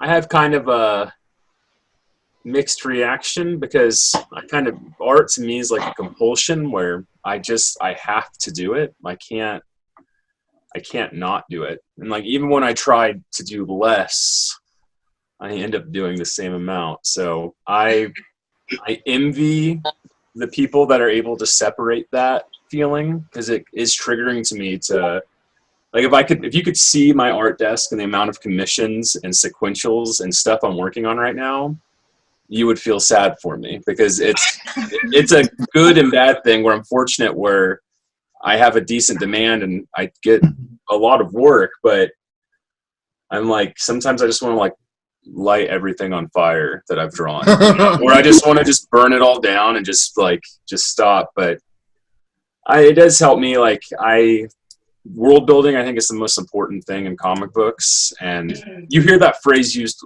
a lot when they just mean like having a very intricate narrative. And I think it's more than that. Like, people that know my art know I like to create, like, my storytelling and my images is like the biggest thing I do. Like, I put a lot of details and things, and I use really unique colors, but like every single image you see of mine, it like has a story behind it. Like, you don't need to see more to it. So it's like a form of escapism to me. So it has helped me when I'm stressed from like my day job, but when I'm stressed from like working on a comic book and I still got to work on the comic book, it's kind of been painful, but I love it though. It's not something that I don't resent it at all. So I think it's something that, if you like doing it, you should do it. And if art to me is a skill, and so I don't care what skill level you are, if you just keep practicing and you just, find people you respect that will be critical of you and you can take it, you'll be as good as you want to be. Like, it's literally, that's how it works. It's just, that's a very difficult process and it takes forever. So yeah, that's really it. But yeah, I love it. It has helped me, and it has made more gray hair grow every single day. I just thought you found some and stuck it on. All right, I think it's time we need to enter our plug zone, because we're getting close to 10 o'clock. So plug zone, for everybody that's new to the Pin Clique, is where our artists get to tell you where you can find them, tell you what they're doing right now that you've got to look out for, because you have to see it, because they're amazing, as you've just seen in the show. So, Gary, let's start with you. All right. Well, you know what? No, I don't go first and I don't go last, and this is about our other artists. I thought that was just the art, man. So Gary Bedell's not doing anything. That's no. I want to plug you guys first. For sure, I'd rather for you guys to plug yourselves first. So. Okay, let me go down the list of the same order we did, because I always forget when depending on which screen I'm looking at, we're all in different squares. Yeah. Pretty much active there. So who went We first? insist Adam on went pointing first, still. All right. but Adam's not here. So James, what have you got going on right now, and where can everybody find you? And see what But the only online presence I have is the Instagram, and it's Hitsu at Hitsuji99, HITSUJI. It's basically Japanese for sheep. I've been thinking about doing something a little bit more with logo because my initials spelled jar, and we got the sheep, so I'm thinking about doing a sheep in a jar as a logo. So cool. that sounds awesome. As far as anything going on, we had some people show us that you could do some 2D animation in Blender, so I've been farting around with that. Been having some people telling me I should do a fight scene 2D animated, so I've been thinking about working on that as well. And that's about all I got going on right now. That would tie into next month's Clique. We'll draw still images, but you do an entire animation. Have fun. I'll draw one punch. Yeah. With that. Credits. Punch and a follow through. Hey, I would love to see that, man. Okay, who is next? Haley, what are you working on? Where can we find you? I really am actually now just kind of relaxed. I had a good little flood of commissions like right as quarantine hit. So it was like perfect timing as well, but those have finally all calmed down. So now I'm starting to focus more on stuff that I just like to draw. Like, I don't think I've just spent 3 weeks drawing something that I just want to. So that's my plan, and that's what I'm doing. Recently opened up a Society 6 website. I don't know if anyone here is familiar with Society 6 terribly. It's like Redbubble, but not as shitty. And I Heard that. from Society 6 constantly for presents for friends and stuff for myself, and it's just a place for you to put your artwork, and you can buy products like mugs and prints, and you can get it printed on like hoodies, and generally each shop kind of has its own selection. But I've always loved the company. They treat the artists great, so I finally opened up a shop, and it'll just be society 6.com/cyanraw, because I opened it in high school and then had to re-find my account, and we're using my high school name. So that's what we have. And then also Instagram at Cyan Stash, which was also opened in high school. So that's what we got.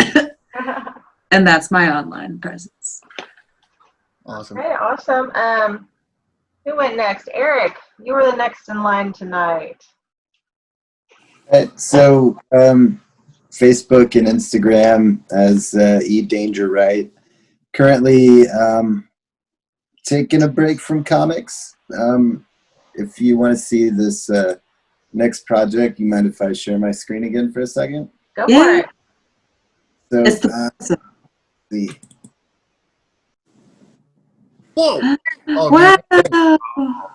So I did this Art Nouveau skate deck several years ago, and kind of decided that I just wanted to get back into it. So I've scheduled some figure drawing sessions with a couple models and such, and we're going to try to rock some new ones out. Those are going to be super cool. Yeah, man. Love it. That's dope. Great. Are you going to be sharing those on your Instagram so we can see them as you do them? It's definitely going to be up on Instagram. Okay, Gary, you presented next. Is it your turn? Do you want to talk about yourself? Because we don't have to talk about you. It's all good. Over it. Give the rundown. Artist Gary Bedell on Instagram, artistgarybedell.com. Facebook, same thing. You can find me and the guys, Clever Kaiju on Facebook, Clever Kaiju. See us on the Visioncon site. Graveyardslaughter.com. You can get a copy of Graveyard Slaughter. or get a commission for myself or Adam or a sketch cover. So I looked over there like he was over there or something. No, it's just me. No, hey, man. But yeah, you can do that. You can go to my site. I have my art book FOD, digital copies for $5, and I'm going to be putting my sketchbook 1 as a digital copy up here pretty soon. It'll also be $5. And you can also get physical copies of 1 and 2 I will be releasing in 2021. Actually, 2 and 3 I will be releasing in 2021. And if you're not familiar with 1, it's a collection of my sketches that are unpublished. So, and that's all she wrote. Very nice, very nice. Sarah, our newbie for the night. What are you working on right now, and where can we find you? Well, you can find me. I really only post on Instagram as well, and it's at Saltini 1996. That's SALTINI 1996. And as far as working on, like I said, hobby artist, just kind of do it for fun. But I am kind of, as the aforementioned, I do have stories that I maybe think one day I would like to turn into a graphic novel. And I have been posting a lot of character development pieces. And so if you want to see me develop my original characters, you would just follow it. And I just kind of post them all as I go. And that's the main thing right now, is just kind of working on my own stuff. Like I said, I'm horrendous with commissions. I do not do them. I sometimes do prints on request, but not really any commission work. Okay. Anna, what's going on with you right now? Okay. I'm, just doing my own stuff right now. You can find me on DeviantArt. It's deviantart.com / lowercase AOI -RYU. I also have an account on Tumblr, and which is AOI-RYU-01.tumblr.com. You can find me there, as well as on Pinterest, which is pinterest.com / capital A OI capital RYU / most of the stuff I post is going to be on DeviantArt. But I'll submit stuff to the other 2 accounts. So. Awesome. Okay. Hell yeah. And all that info is actually on the picture that for this picture that we did tonight. I'm so jealous of everyone that did that and did such a good job at promoting. God damn it. Yeah, it's okay. I didn't even sign mine yet. I keep reminding people to do that. I forget that we have newcomers. I know it's the second episode. You told me, like, well, the other artists are doing it. And I'm like, oh my gosh. So she caught me just before we went on and told me. Well, yeah, if you guys want to add that stuff and repost your picture in the drive, that's the one I'll use on the Facebook album. Yeah. And it'll have all your stuff. Yeah. That's what I was saying, Sarah. Oh, okay, gotcha. Yeah, you can like add it and then just resave it into the Google Drive. Okay, Christopher, how about you? You just told us you had a million things going on. Yes. Fortunately, I'm happy. But it's all on fire now. Soon to be. You can find me on Instagram. It's just my first name, middle initial, last name, Christopher A. Harris. And then on, what's the other one? Twitter, it's Christoph2099 at live.com. Or I think it might just be Christoph2099. I don't remember how Twitter works. Full disclosure, I post like 1,000 posts in like a 3-day period, and then I'm a ghost for weeks. But sometimes I'll be in the groove and I'll do the networking thing or the smart artist thing and post every day, but it doesn't happen very often. Don't feel bad, dude. I'm the same way. I can't do it. It kills me. Twitter is, I don't know. It's not fun. No. Agreed. Twitter's like, at fast food restaurants, do you know where they dump the old grease into that bucket behind the trash can? No. That's exactly what Twitter is. I agree. I think it's time for Twitter to be done. I think that's what Parler is, actually. Yeah, that's what I thought it was. The onion ring I grease. think Parlor's the uncensored version of that. Okay. That's funny. So Parler is the grease trap behind the strip club, is what. And they don't even make food. Yeah. All right, it's time for Nate to enter the plug zone. Yeah. Oh, I am a Native Mammoth Press, LLC. I do graphic design and illustration. That's my day job. Anywhere from logos and branding, identity packages, business cards, anything and everything on the professional business spectrum to illustration and comics, specifically Potbelly Mammoth, a series I started 6 years ago at potbellymammoth.com. Now a volume 1 is self-published book on the merch page at potbellymammoth.com. Volume 2 being currently uploaded to Patreon on patreon.com/potbellymammoth. And then when I'm not doing the graphic design illustration day by day, I've been doing another branch of the Mammoth Empire with the the Mammoth Press Multicade. It's an arcade cabinet that I designed and built myself, and a few months ago. And then when leave it to me to make a 4-player cabinet in a time where nobody really should be coming together on a cabinet, arcade to play. So I've been making YouTube videos on YouTube channel called Mammoth Press, where I do interviews and with other artists and entrepreneurs and creatives like myself.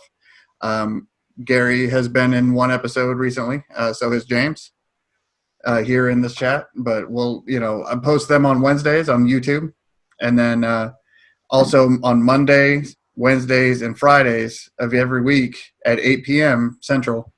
I'm on the arcade cabinet live on Twitch at Mammoth Press, which just recently got accepted as affiliate.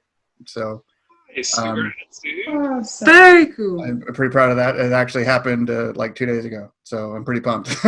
So you get to come and hang out with me, give me requests, what to play, talk games, talk art, harass me, scare the crap out of me with sound files, out of the blue, whatever. It's a fun fun thing. It's a party every night. So I need to watch the Ninja Clown episode.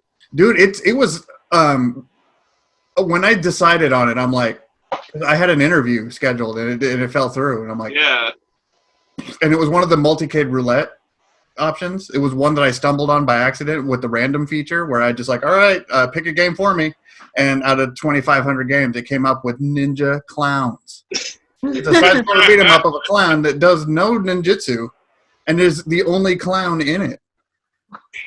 Anyways, it's a fun episode. It's a real quick, I think it was 25 minutes long from start to finish. It's a full, complete playthrough, and I make fun of it, but it was oddly satisfying to play it because it is the game nobody asked for. And people pay a lot of money just to collect them. There's only 6 left in the world, and not a single collector have yet to have one that is fully intact. Wow. Because it's so bad. So it's worth a lot. I don't know. Collectors are weird. But that makes it so good. Right? Okay, as for me, I am co-owner of Playco Games. We have 3 games currently available for purchase at www.playcogames.com. If you get the expanded version of Epic Monster Tea Party, Mr. Gary Bedell's art is in that game. Yeah. As for Visioncon, we are making an effort. We're going forward with an in-person con as long as everything keeps going well, everybody gets healthy. Fingers crossed. I need conventions. I miss conventions. But Visioncon's dates are April 30th through May 2nd. Clever Kaiju will be there in force. And we'll be doing a live pin click there. We're gonna make them draw in front of everybody. End of season 1. Yeah. Season 1, the finale.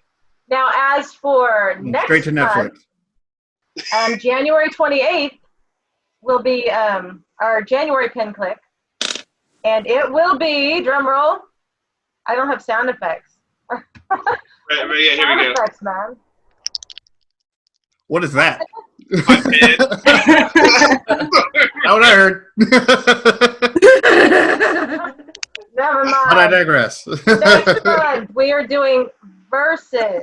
We are going to ask all you fans out there and your friends and your enemies, whoever you can get to send us ideas. The more ideas, the more creative they can get. We want you to pit 2 unlikely characters against each other. So, what were the examples you gave me earlier?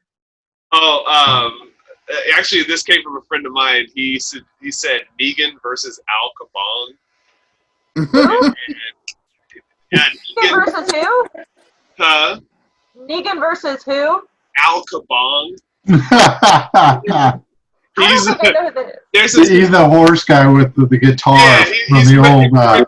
Quick Draw McGraw. Yeah. It's his Zorro personality. Al Capone. Nice. Yeah, he hits people with his guitar and he goes, Kabong! I got a request for a. That versus a nail bat. Yeah. I don't know, but Jesus on a T-Rex versus Chuck Norris on a narwhal. That was I really regret not finishing it. They kind of disappeared. that sounds good.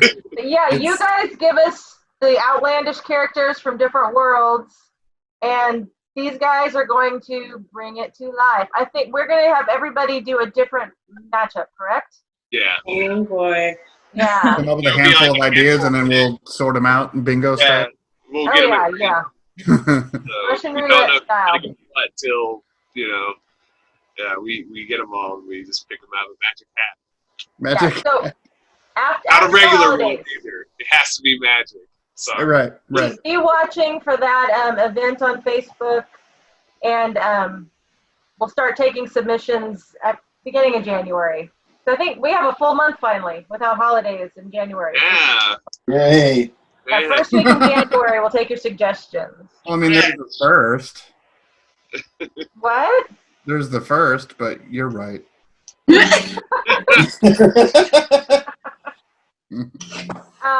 Anything anybody else wants to add in here? Did we miss anything? Did I miss anybody? I don't think I did.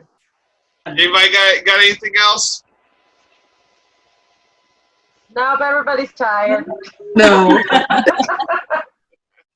We are done with the show. So, Guys. so No, I was going to say, I just want to thank everybody who watched us tonight. I want to thank everybody here on the show tonight. Want to say again, what's up, Dave Stanfield? Want to say what's up to Adam out there. Sorry you couldn't be on tonight. And again, I want to just thank everybody who came on tonight and watched. And we really appreciate you. we do. And I completely forgot to mention, you can catch this full version on YouTube. Yes. And every previous version we have done. So the other 3 episodes are on YouTube currently And on share the YouTube page. Look them up. It's like if you watched it, if you enjoyed the show tonight, share it. Share episodes, Please do. And until next month, from all of us here at the Pin Click, thanks everybody. See you next month. Thanks.